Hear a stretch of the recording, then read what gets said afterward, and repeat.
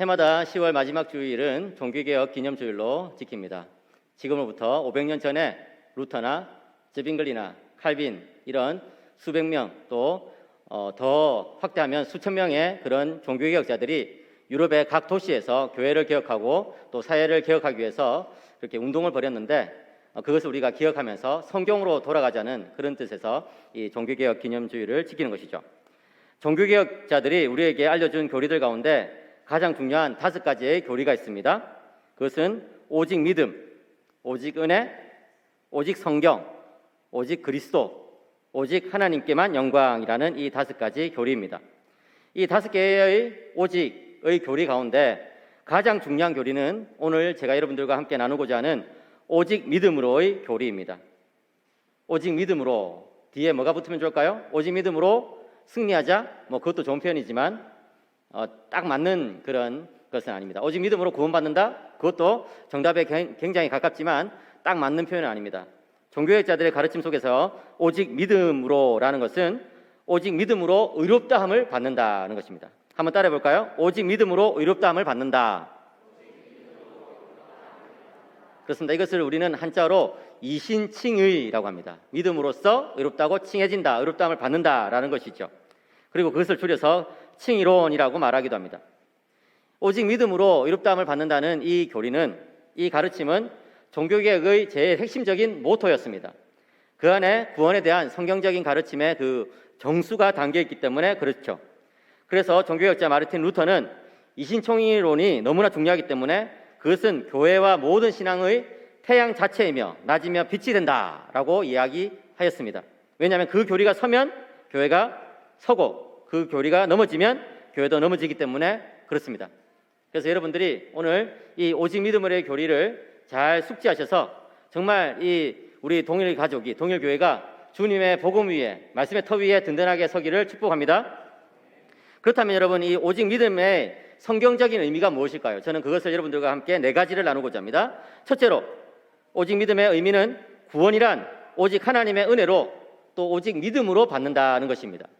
여러분, 우리가 구원을 받을 때에 하나님의 은혜로 구원을 받을까요? 아니면 하나님을 믿음으로 구원을 받을까요? 아니면 둘 다 다일까요? 예, 둘 다 다겠죠, 그죠? 예, 우리 찬양대에서 딱 정답을 말하셨네요. 둘 다 다예요. 그런데 그것이 좀 순서가 정해져 있습니다. 은혜라는 것은 뭐냐? 은혜라는 것은 구원의 근거입니다. 그럼 믿음이라는 것은 뭐냐? 믿음이라는 것은 그 은혜를 받는 통로, 수단입니다. 예를 하나 들어볼까요? 제가 송도 앞바다를 이렇게 거니고 있는데 어떤 사람이 물에 빠졌다고 한번 생각해 보십시오.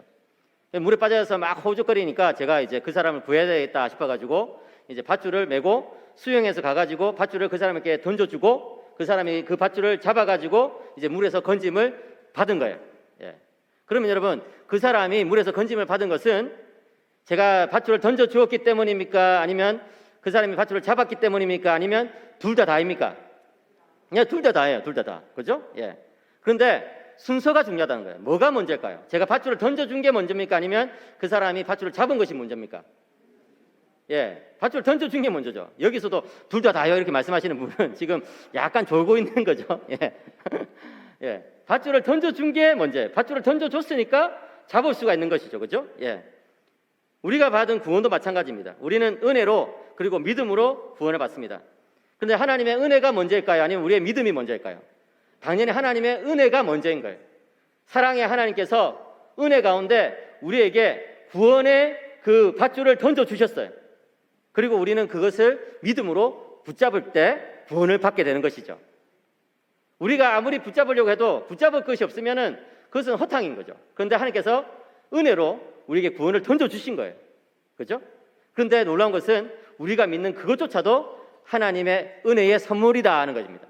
그러니까 구원이라는 것은 오직 믿음으로 이루어지지만 또 동시에 오직 은혜로 이루어진다는 것이죠. 오직 믿음이라는 이 교리의 두 번째 의미는 예수님을 참되게 믿기만 하면 의롭다함을 받으며 구원을 받는다는 것입니다. 여러분, 복음을 믿는 길 외에 구원을 받을 길이 없다는 것을 여러분들이 믿으십니까? 그렇다면 여러분들은 정말 이 신앙의 원리를 제대로 알고 계신 거예요. 복음이란 무엇일까요? 복음이란 나를 대신해서 십자가에서 죽으신 예수님께서 그것이 끝이 아니라 나를 위해서 또 부활하셨는데 그것이 끝이 아니라 나와 연합해서 지금부터 영원까지 살아 계신다는 거예요. 나와 함께 동행하신다는 거예요. 그 예수님을 믿고 성령님을 붙들면서 살아가면 하나님 백성으로, 하나님의 나라의 백성으로, 언약 백성으로 살아갈 수 있다. 이것이 바로 복음인 것이죠. 우리가 이 복음을 우리의 자녀들에게, 우리의 친척들에게 이 세상에 전파하면서 살아야 되는 것입니다. 그런데 여기서 제일 중요한 것은 뭡니까? 구원을 받는 데 있어서 예수님을 믿는 것이 제일 중요하다는 거예요. 다른 요구사항이 없다는 것이죠. 인간의 그 어떤 행위도 사상도, 인간이 가진 그 어떤 노력이나 공로도 하나님 앞에서 우리의 구원을 가져다 주지 못합니다. 사도행전 4장 12절에 이렇게 말씀합니다. 다른 이로서는 구원을 받을 수 없나니 천하 사람 중에 구원을 받을 만한 다른 이름을 우리에게 주신 일이 없음이라 하였더라. 그렇습니다. 우리에게 주어진 유일한 구원의 길은 예수 그리스도라는 것을 믿으시기를 축복합니다. 그것이 바로 오직 믿음의 두 번째 의미라는 거예요. 그렇다면 오직 믿음의 세 번째 의미는 뭡니까? 믿음으로 구원받은 사람은 반드시 최종 심판 때에서도 구원을 받는다는 것입니다. 히브리서 9장 27절에 이렇게 말합니다. 한 번 죽는 것은 사람에게 정해진 것이요 그 후에는 심판이 있으리니. 그렇습니다, 여러분. 모든 사람은 한 번 태어나고 한 번 죽습니다. 그런데 죽음으로 끝나는 것입니까? 그게 아니에요. 죽음으로 끝나는 게 아니라고요. 세상의 모든 사람들은 하나님의 최종 심판대 앞에 서게 됩니다. 그 하나님의 최종 심판대를 통과할 수 있는 길, 그 하나님의 최종 심판대에서 너는 의롭다고 그렇게 칭함받을 수 있는 길이 무엇일까요? 그것이 바로 믿음입니다. 어떤 분은 잘못 알고 계신 분들이 있어요. 내가 이 땅에서는 믿음으로 예수님을 믿고 신앙생활을 하지만 하나님의 최종 심판대에서는 행위로 그 심판이 이루어진다. 행위에 근거해서 내가 천국 가는지 지옥 가는지 그렇게 정해진다 이렇게 생각되는 분이 있는데 성경은 다르게 가르치는 거예요. 로마서 5장 9절.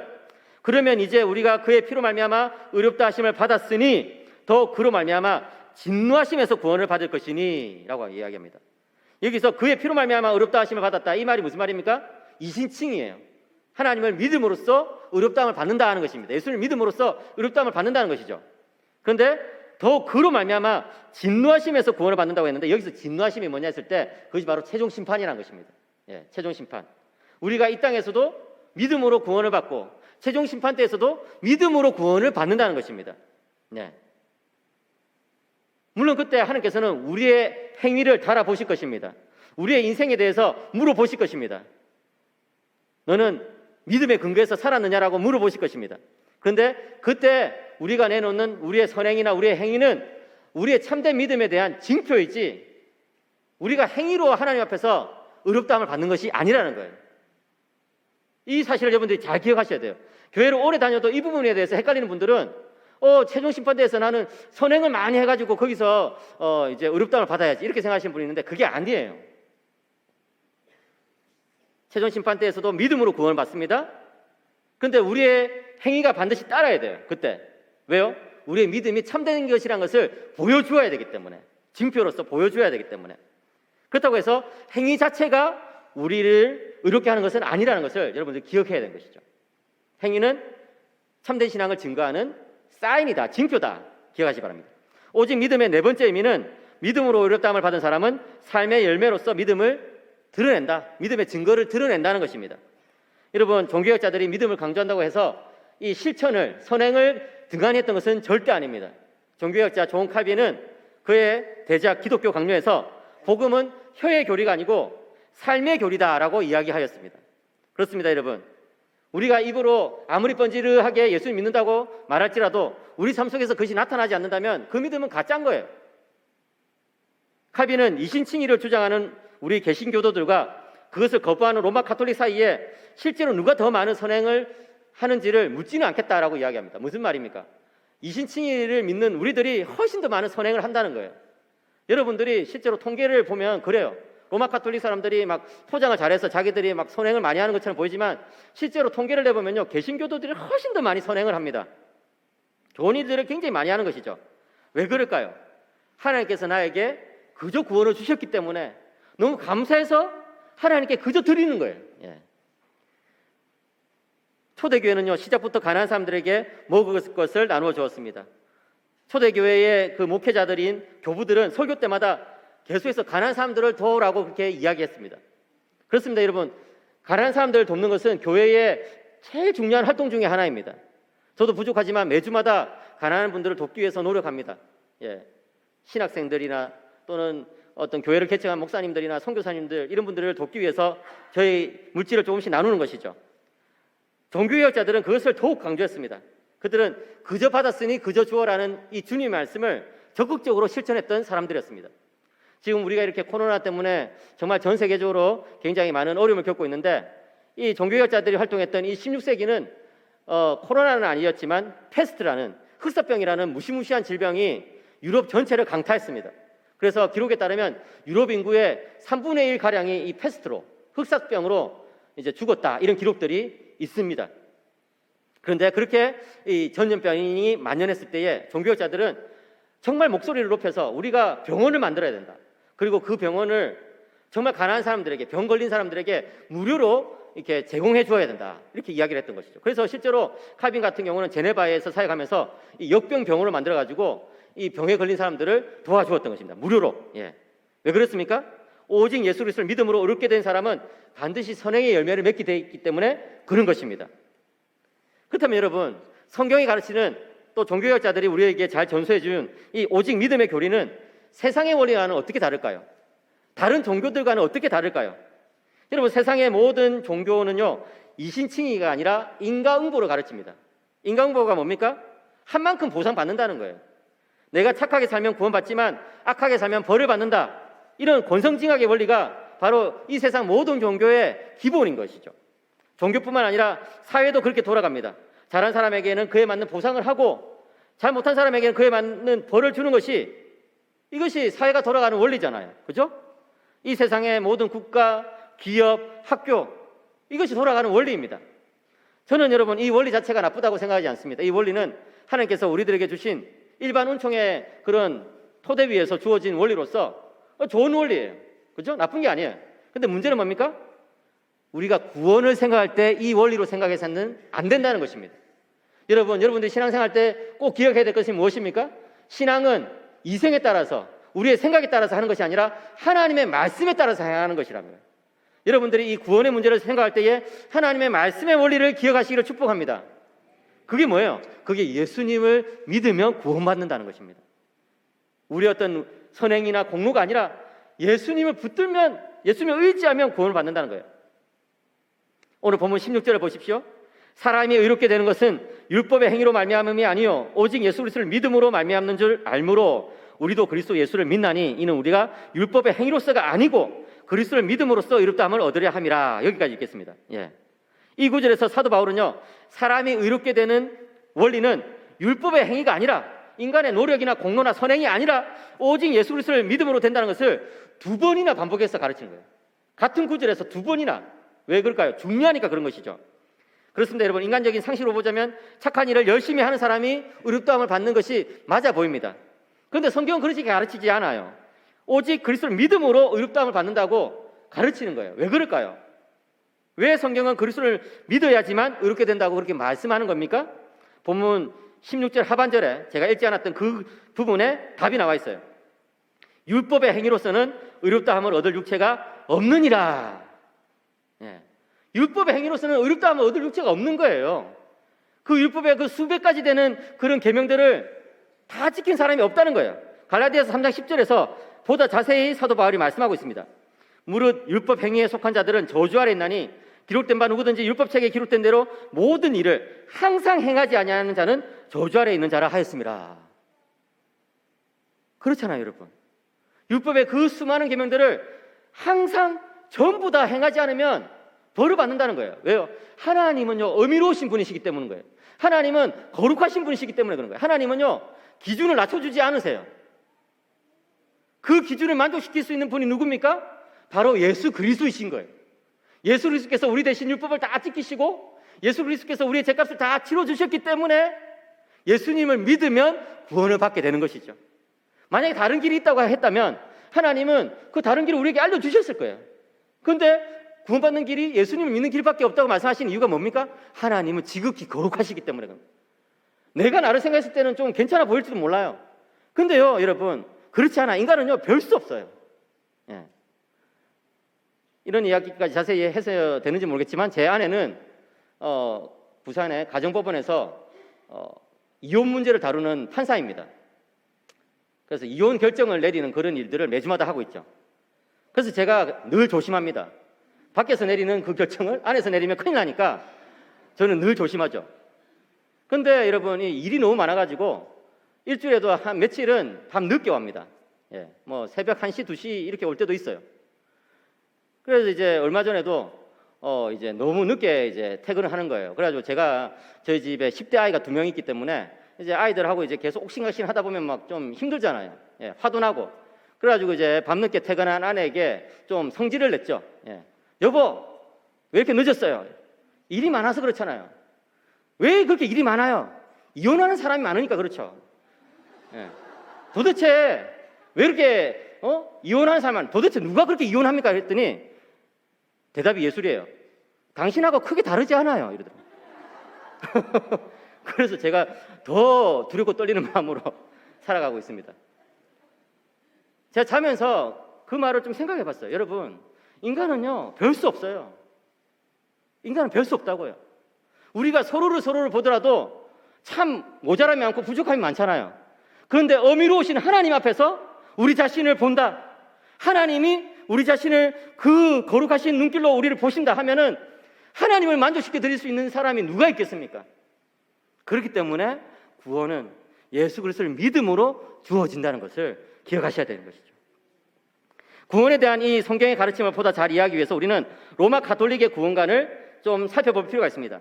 여러분들 가운데 나는 뭐 천주교에 대해서 알지도 못하고 뭐 알고 싶지도 않은데 내 주변에 뭐 천주교 신자도 아무도 없고 그런데 내가 로마 가톨릭의 구원에 대해서 뭐 알 필요가 뭐가 있냐, 그 사람의 구원관에 대해서 뭐 배워서 뭐하냐 이렇게 생각하는 분들이 계시겠는데, 이 로마 가톨릭의 구원관을 좀 잘 살펴보면 우리가 믿는 바가 좀 더 잘 드러나기 때문에 제가 이제 설명해 드리고자 하는 거예요.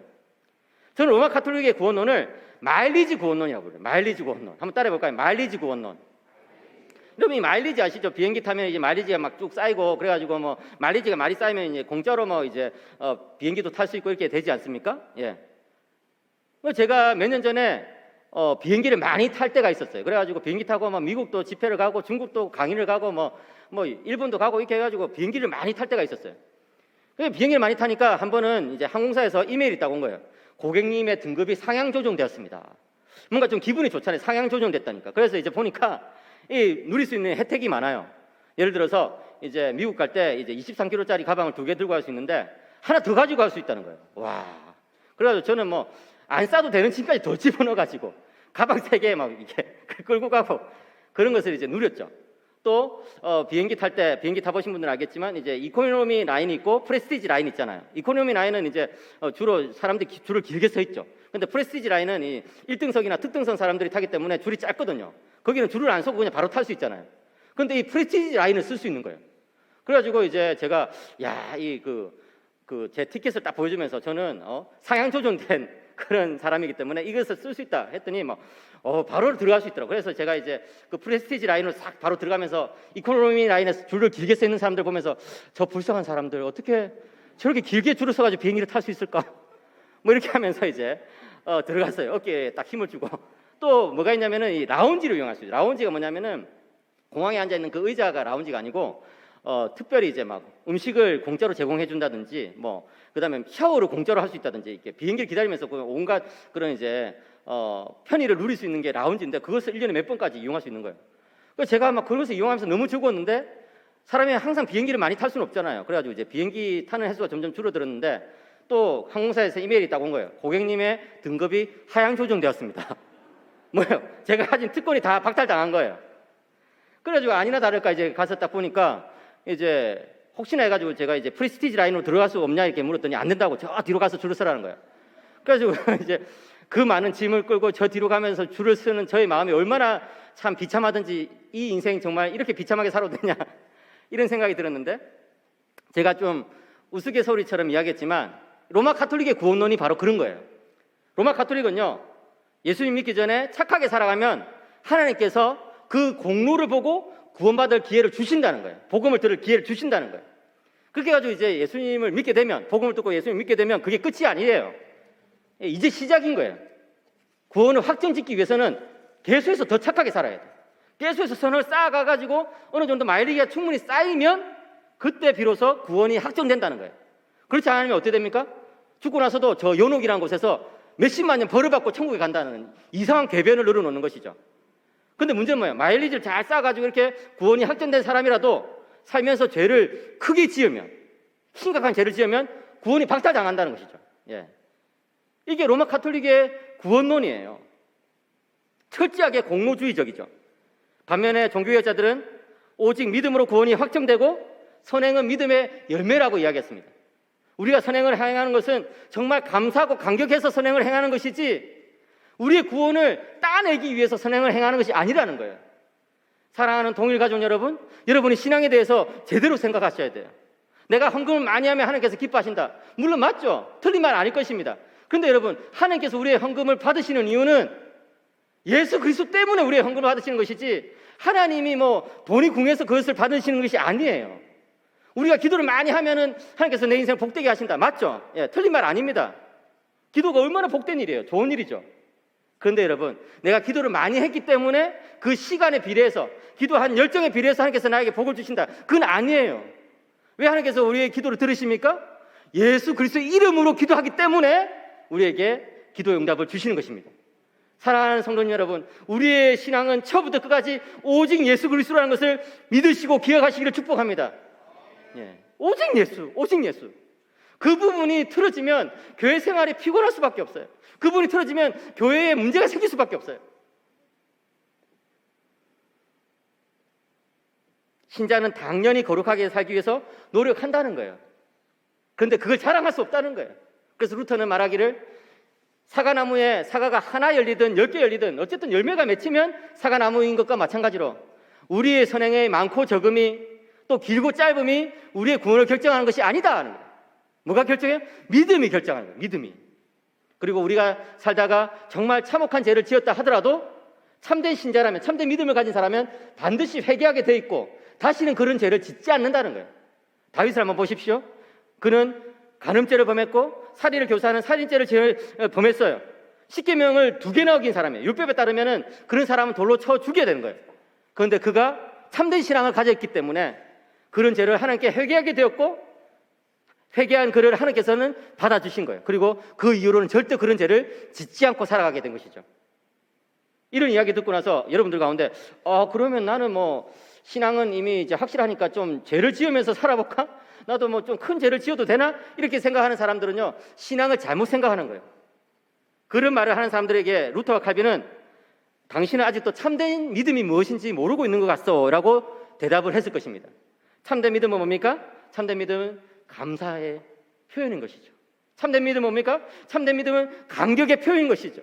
너무나 고마워가지고 너무나 감사해가지고 하나님께 나의 시간을 드리고 나의 마음을 드리는 것, 이것이 바로 참된 믿음의 본질인 것입니다.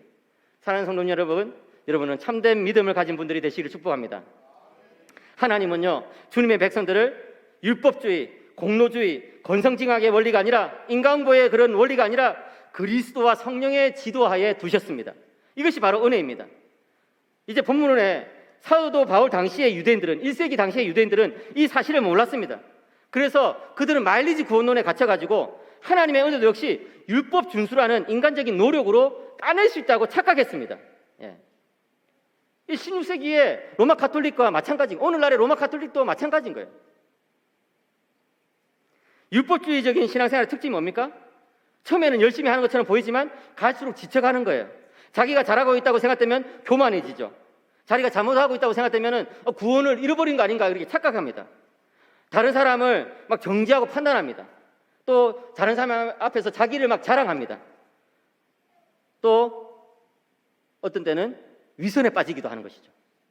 여러분들의 이 신앙의 모습이 제가 방금 말씀드린 이런 것들과 관련된다면은, 이런 징후들이 나타난다면은 이 시간 여러분들이 복음의 기본을 다시 회복하시기를 바라요. 예. 신앙은요, 참된 즐거움과 기쁨 가운데 살아가는 거예요. 여러분, 신앙생활은요, 즐거워야 돼요. 왜요?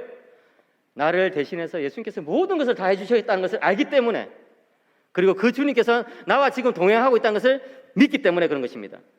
본문 20절을 보십시다. 내가 그리스도와 함께 십자가에 못 박혔나니 그런 적 이제는 내가 사는 것이 아니요 오직 내 안에 그리스도께서 사시는 것이라. 이제 내가 육체 가운데 사는 것은 나를 사랑하사 나를 위하여 자기 자신을 버리신 하나님의 아들 믿는 믿음 안에서 사는 것이라. 여러분, 다른 종교와 기독교의 차이는 뭡니까? 다른 종교의 창시자들은요 세상을 다 떠났어요. 마호메트, 공자, 석가모니 다 훌륭한 사람일 수 있겠죠. 근데 문제는 뭐예요? 그 사람들은 죽었다는 거예요. 그런데 예수 그리스도는 그렇지 않아요. 예수 그리스도는 나를 위해서 죽으셨을 뿐만 아니라 나를 위해서 부활하셨고 그뿐만 아니라 나와 함께 지금 연합해 계신다는 사실입니다. 바로 그것이 우리 신앙의 본질이에요. 종교학자들이 오직 믿음, 오직 은혜를 강조했지만 오직 그리스도와 연합을 강조한 것이 바로 그런 이유입니다. 사랑하는 성도님 여러분, 예수님과 연합해서 살아가는 분들이 되시기 바랍니다. 신앙생활의 근본이 예수님을 사랑하기 때문에, 예수님을 정말 사랑하기 때문에 하는 신앙생활이 되기를 축복합니다. 몇 년 전에 저희 집 아이들이 이제 초등학생 때에 학예가 있었어요. 이제 좀 추운 가을날 학예를 했었는데 저희 딸이 학예에 있기 한 2달 전부터 막 열심히 댄스 연습을 하는 거예요. 그래서 물어보니까 시그널이잖아 아빠. 그거 몰라? 시그널이 뭔데? 트와이스의 시그널 몰라요? 그게 뭐지? 엄마 좀 신식 아빠 없어요? 이런 것도 모르는 아빠하고 어떻게 살아? 이러면서 저를 막 탓하는 거예요. 그래서 유튜브에 찾아보니까 정말 놀라운 세계가 거기 있더군요. 제가 미처 알지 못하던 세계. 그런데 이제 학예 당일날 제가 수업이 없어가지고 저희 부모님을 딱 모시고 갔어요. 가가지고 이제 그 아이들이 8명의 여자아이들이 그냥 그 트와이스의 시그널이라는 그 댄스곡을 막 이제 탁탁탁 이제 맞춰서 춤을 추는데 야 정말 잘하더라고요. 그래 이제 곡이 끝날 때쯤 되니까 여자 선생님이 앞에 쫙 나가시는 거예요. 그래서 좀 분위기가 좀 이상해. 기분이 조금 약간 느낌이 안 좋아요. 그래가지고 이제 저는 슬쩍 뒷문으로 빠져나가가지고 도대체 교실 안에서 무슨 일이 벌어지고 있나 딱 봤죠. 근데 아니나 다를까 이 여자 선생님이, 담임 선생님이 자, 이 자리에 있는 아빠들 다 나오세요 이런 거예요. 왜 그랬을까요? 이제 같이 초라는 거죠. 아이들하고 같이 초라는 거예요. 그래서 제가 정말 내가 눈치 빠르게 이렇게 미리 도망친 게 참 잘했다 이러면서 이제 딱 하고 있는데 이제 아무도 안 나오니까 이 선생님이 아빠를 데리고 나오는 어린이들에게는 상점을 주겠습니다 하는 거예요. 그랬더니 갑자기 애들이 막 눈에 불을 켜면서 아빠 빨리 가야지 하면서 이제 다 이제 아빠들이 끌려 나가는데 우리 딸이 보니까 아빠가 없거든요. 그래가지고 이제 어디 있지 하는데 이제 복도를 탁 뛰쳐나오더니 아빠가 저 멀리 이제 서 있는 걸 보게 된 거예요. 그래서 아빠 빨리 와 이러면서 저를 이제 끌고 가는 거예요. 그래서 제가 정말 악몽을 꾸는 것처럼 끌려갔어요. 딸아 내가 너한테 못해준 게 뭐가 있냐? 너 왜 이러냐? 이랬는데 이제 앞에서 이제 아이들과 함께 트와이스의 시그널을 막 쳤죠. 땀을 삐질삐질 흘리면서 쳤는데 너무 부끄러워가지고 제가 이제 마침 그때 마스크를 준비하고 있었는데 마스크를 이제 끼고 이제 춤을 췄어요. 부끄러워가지고. 그랬더니 이제 보고 계신 우리 어머니께서 마스크를 벗어라 지금 다른 사람들은 다 마스크 안 끼고 하는데 마스크 빨리 벗으라고 이제 저한테 시그널을 보내셔가지고 제가 이제 또 마스크를 벗고 쳤는데 또 저희 아버지께서는 그걸 다 찍어가지고 또 저녁 때 친구분들과 카톡으로 다 공유하시고 제가 그날 온갖 수모와 수치와 부끄러움의 하루를 보냈습니다. 그런데 제가 그날 순서를 다 마치고 집으로 오면서 한 가지 생각이 들었어요. 내가 왜 그때 앞에 나갔을까? 제가 그날 앞에 나가지고 그렇게 춤을 췄던 이유는 제 딸을 사랑했기 때문에 그런 것입니다. 다른 이유가 없잖아요. 제 딸을 사랑했기 때문에. 여러분들이 신앙생활 하면서 예수님을 믿기 때문에 부끄러운 일을, 손해보는 일을, 자존심 상하는 일을 겪을 수도 있을 것입니다. 여러분이 신앙생활을 하기 때문에 정말 남들이 안 해야 되는 그런 수고를 해야 될 때도 있을 것입니다. 그때 여러분들은 예수님의 사랑을 기억하시기 바랍니다. 나를 위한 예수님의 사랑. 여러분이 신앙생활 하면서 이 성화의 길에서, 거룩함의 길에서 넘어지고 쓰러지고 자빠질 때도 있을 것입니다. 정말 자기 자신이 너무나 한심하게 느껴지는 그런 순간도 있을 것입니다. 그런데 그때 여러분들은 오늘 이 말씀, 오직 믿음, 오직 은혜, 오직 연합, 이 말씀을 기억하시기 바랍니다. 우리의 모든 경험과 우리 자신을 바라보는 그런 시각과는 달리 예수님께서 여러분들에게 말씀하십니다. 괜찮아. 다시 시작하자. 너는 오케이야. 괜찮아. 피를 흘려 샀으니 주날 붙드네. 주님은 절대로 우리를 버리지 않으십니다. 그렇기 때문에 우리도 주님의 사랑 가운데, 주님의 그 은혜 가운데 주님을 굳건히 믿고 순종하면서 오늘도 내일도 걸어갈 수 있는 것입니다. 오직 은혜, 오직 믿음, 오직 연합의 이 진리가 여러분 삶 가운데 계속해서 체험되기를 주 예수님의 이름으로 간절히 축복합니다.